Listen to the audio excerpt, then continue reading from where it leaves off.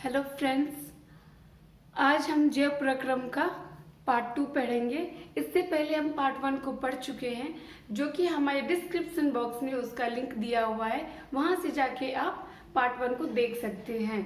तो आज हम जो है कि मानव का पाचन तंत्र पढ़ेंगे। इससे पहले का पार्ट 1 में दिया है, उसको देखिएगा, फिर ये आपको अच्छे से समझ में आ पाएगा। ठीक है, तो भोजन हमारा मुख में आया, मुंह में लिए, मुंह से चबाने के बाद जो होता है ग्रास तली होते हुए अमाशय में भोजन आ गया था, या भोजन आ गया अमाशय में।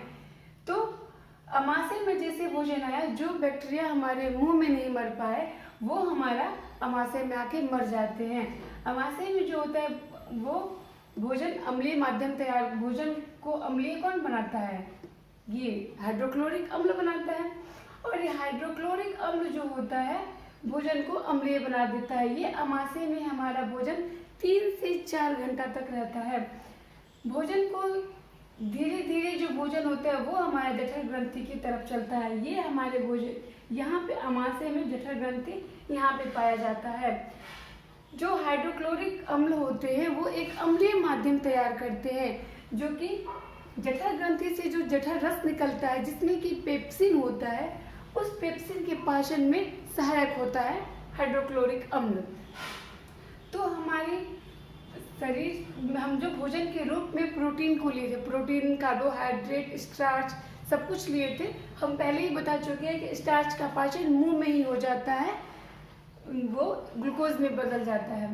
तो ये जो होता है यहाँ पे भोजन हमारा आ गया।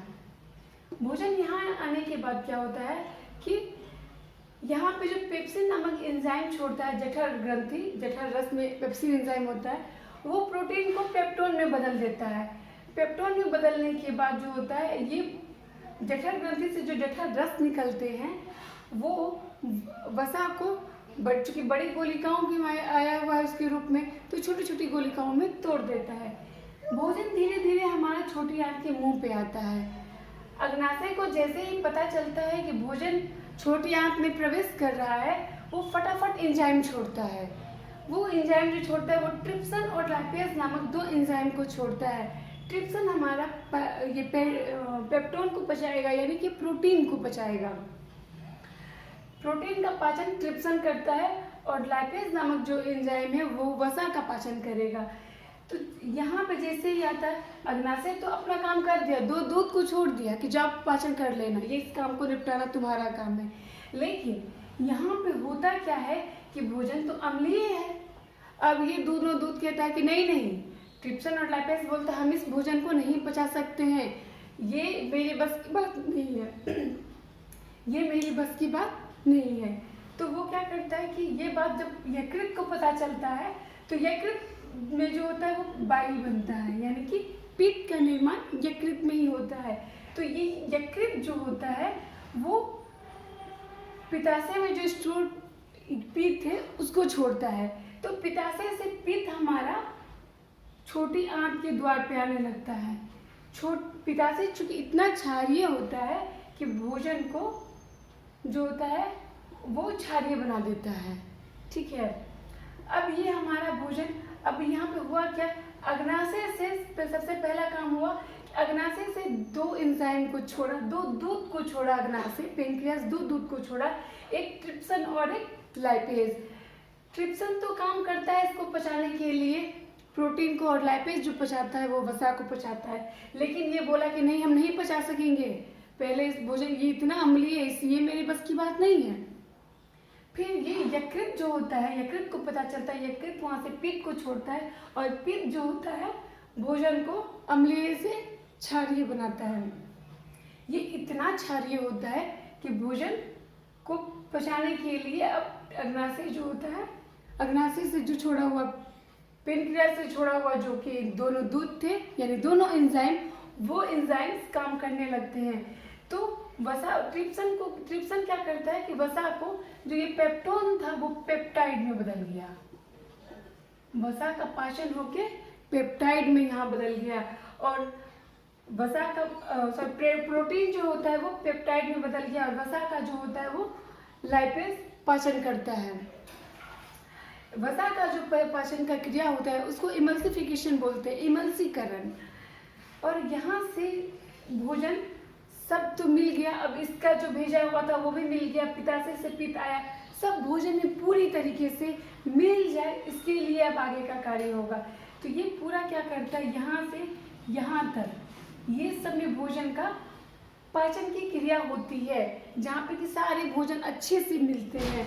लेकिन भोजन को और अच्छे से मिलने के लिए इसको पसारना पड़ता है। जिस प्रकार हम लोग गेहूं धोते हैं और गेहूं को सुखाने के लिए धूप में डालते हैं ताकि हमारा एक एक गेहूं का दाना अच्छी तरीके से सूख जाए, उसी प्रकार हमें भोजन को अच्छे से पाचन करने के लिए इसको पूरा फैला दिया जाता है, ताकि जितना सारा अग्नाशय से यानी कि पेनक्रियास से जितना सारा एंजाइम आया है, यकृत से, लीवर से जो एंजाइम आया है, वो हमारे भोजन में अच्छी तरीके से मिल जाए। इसलिए क्या करते हैं यहाँ पे कि ये इस पार्ट को ड्यूडेनम बोलते हैं और ये जोजेनम है, और अंतिम पार्ट को इलियम बोलते हैं।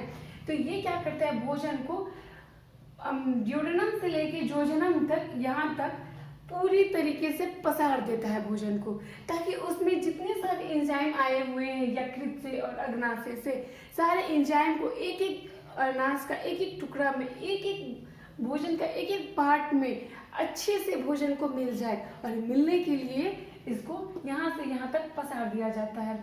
एक चीज, जिस प्रकार हमारा ग्रास नली पाचन नहीं करता, यानी पाचन की कोई क्रिया ग्रास नली में नहीं होती, उसी प्रकार छोटी आंत के ये ड्यूडेनम और जोजेनम वाले भाग में पाचन की कोई क्रिया नहीं होती, केवल इसको अच्छे से भोजन को मिलाने के लिए ये फैला दिया जाता है।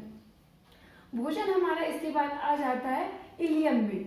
इलियम में जो होता है उंगली जैसा एक छोटा छोटा छोटा छोटा उंगली जैसा एक प्रवर्ध होता है, जिसको कि दीर्घरोम कहते हैं, और इंग्लिश में इसको विल्ली बोलते हैं,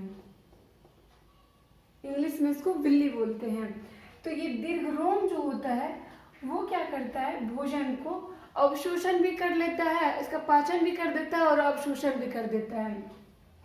इसमें जो होता है आंत्र ग्रंथि पाई जाती है, इसकी भित्ति में आंत्र ग्रंथि, भित्ति मतलब होता है दीवार, यानी कि ये इसका जो ये दीवार है, इसमें आंत्र नामक एक ग्रंथि पाई जाती है। आंत्र ग्रंथि छोटी आंत में होती है।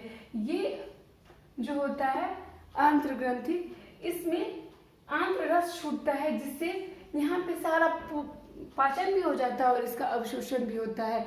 इसीलिए छोटी आंत को कहा जाता है, एक तो ये आहार नाल का सबसे लंबा भाग है, कार्बोहाइड्रेट, प्रोटीन और वसा का पाचक, संपूर्ण पाचक स्थल जो होता है वो हमारा छोटी आंत ही होता है। छोटी आंत में हर चीज जो नहीं पचा उसका भी पाचन हो जाता है।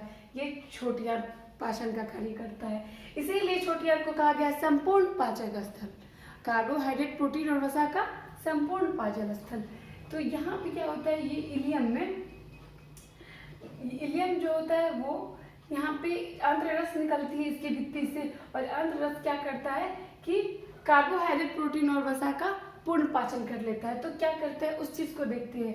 कार्बोहाइड्रेट, देखिए प्रोटीन जो होता था यहाँ पे, जो हम लोग प्रोटीन खाए थे, पेट में पेप्टोन बन गया, छोटी आंत के पहले भाग में पेप्टाइड, और यहाँ पे जो होता है एमिनो एसिड बन गया, एमिनो एसिड, ठीक है, ये एमिनो एसिड बन गया। प्रोटीन क्या चीज में पच गया, एमिनो एसिड में। जो हम लोग कार्बोहाइड्रेट लिए थे,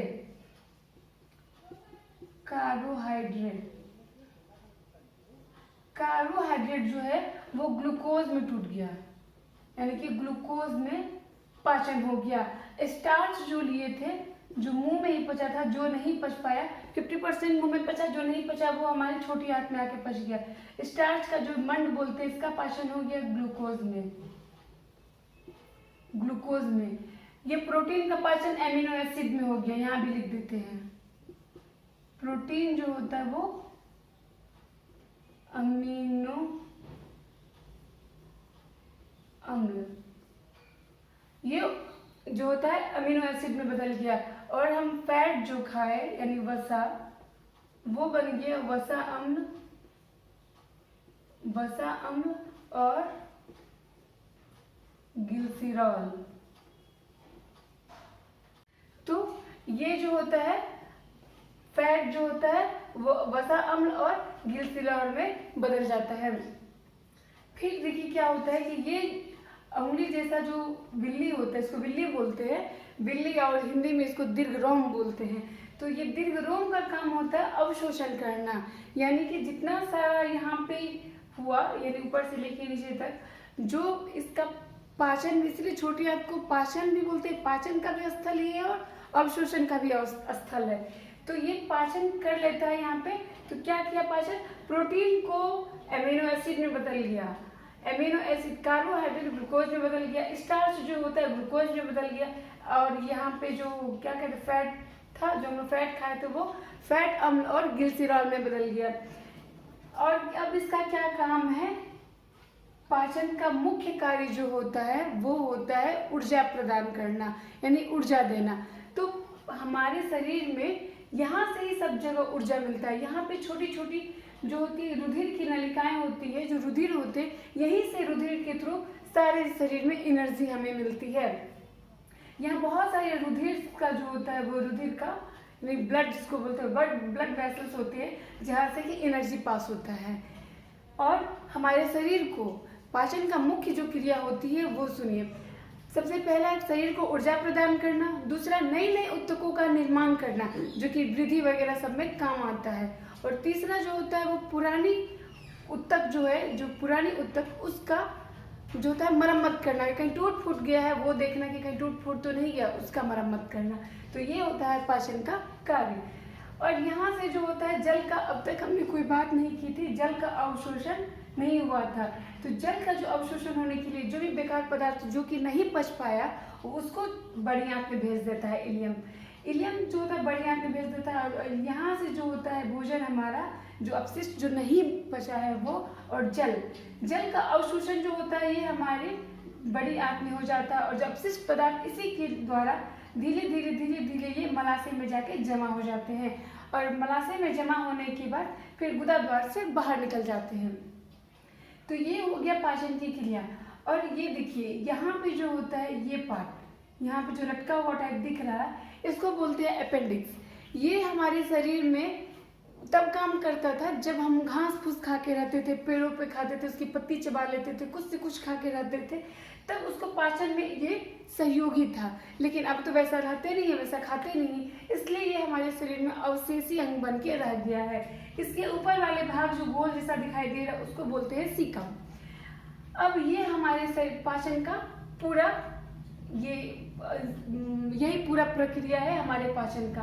तो ये हमारा पाचन यहाँ मुख से स्टार्ट हुआ था, ग्रास नली होते हुए अमाशय में आता है। अमाशय जो होता है वो यहाँ पे जठर ग्रंथि होता है, प्रोटीन का पाचन करता है, प्रोटीन को पेप्टोन में तोड़ता है और बाकी सारे भोजन को अम्लीय बना देता है। अग्नाशय से जो ट्रिप्सिन और लाइपेज नामक जो एंजाइम्स आते हैं, उस वो एंजाइम क्या करता है, भोजन अम्लीय होता है इसलिए उसको पाचन करने के लिए नहीं सहयोगी होता है, उसको सहयोग देने के लिए यकृत लीवर जो होता है पित्त को छोड़ता है, जिससे कि भोजन में मिलने के बाद ये अग्नाशय से छोड़ा हुआ एंजाइम्स उस पर कार्य करने लगते हैं।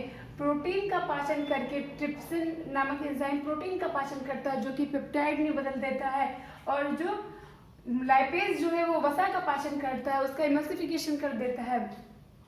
फिर हमारे भोजन को अच्छे से मिलाने के लिए जगह होना चाहिए, क्योंकि हमारे शरीर में जितने सारे एंजाइम्स अग्नाशय और यकृत छोड़े थे वो एंजाइम हमारे पूरे भोजन में अच्छे तरीके से मिल जाए, इसलिए हमें ड्यूडेनम और जोडेनम को जगह चाहिए, क्योंकि हम लोग को भी गेहूँ सुखाने के लिए जगह की जरूरत पड़ती है, फैलाना पड़ता है ताकि अच्छे से सूख जाए। इसी तरह इसको भी भोजन अच्छे से मिल जाए, इसलिए फैलाने के लिए जगह होना चाहिए।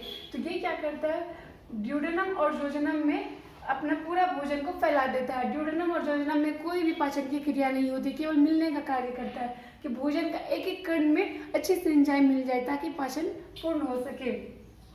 यहाँ पे आने के बाद भोजन जो होता है इलियम में आता है। इलियम में इसका जो भी है उसका अंतिम पाचन भी होता है और अवशोषण भी होता है। तो यहाँ पे प्रोटीन का पाचन होता है। प्रोटीन जो पेप्टोन था, पेप्टोन से पेप्टाइड में बदल गया, और जो पेप्टाइड बन के यहाँ पे आया वो एमिनो एसिड में बदल गया। कार्बोहाइड्रेट जो खाए थे वो ग्लूकोज में बदल गया, जो कि मंड स्टार्च के रूप में लिए थे। मंड किसे कहते हैं वो समझ लिया। मंड जो होता है चोकर होता है, जो कि आटा में होता है, और बहुत सारी चीज़ों में जो चोकर होता है चालने के बाद खाते हैं वो हमारे पाचन के लिए अति आवश्यक है। इसलिए चोकर वाला भोजन जरूर करें ताकि पाचन अच्छे से हो सके। तो ये जो चोकर यानी मंड जो पाचन हुआ मंड का, वो भी हुआ ग्लूकोज में। जो फैट लिए थे वो फैटी एसिड यानी कि फैटी अम्ल और ग्लिसरॉल में बदल गया। और भोजन का जो मुख्य कार्य होता है, पाचन का जो मुख्य कार्य होता है, वो होता है शरीर को ऊर्जा प्रदान करना। शरीर को हमें ऊर्जा मिल गई और नए नए ऊतकों का निर्माण हुआ, जो कि वृद्धि वगैरह सब में जो भी वृद्धि होता है, रोज नई नई कोशिकाओं नए नए ऊतकों का निर्माण होते रहता है, उसमें सहयोगी होता है। और जो पुरानी ऊतक है वो टूट फूट गया हो तो उसकी मरम्मत करना, ये हमारा पाचन का कार्य है। जो कि जल का अवशोषण नहीं हुआ, जल का अवशोषण और जो अपशिष्ट पदार्थ नहीं बचा वो हमारे चला जाता है बड़ी आंत में। और बड़ी आंत में इसका पाचन होने के बाद, जल का अवशोषण होने के बाद यहाँ पे मलाशय में अपशिष्ट पदार्थ आ जाते हैं और अपशिष्ट पदार्थ मलाशय में आने के बाद गुदा द्वार से बाहर निकल जाते हैं। इस वाले पार्ट को जो कहते हैं वो कहते हैं अपेंडिक्स, जो हमारे शरीर में जब हम घास फूस खाते थे तब पाचन में कार्य करता था, अब ये अवशेषित अंग बन के रह गया है। और ऊपर वाले पार्ट को सीकम बोलते हैं। ये हमारा पाचन तंत्र यहाँ पे खत्म हो गया। अब हम अगले पार्ट में यानी पार्ट 3 में हम पढ़ेंगे श्वसन के बारे में, यानी जय प्रक्रम का तीसरा पार्ट। ठीक है, थैंक यू।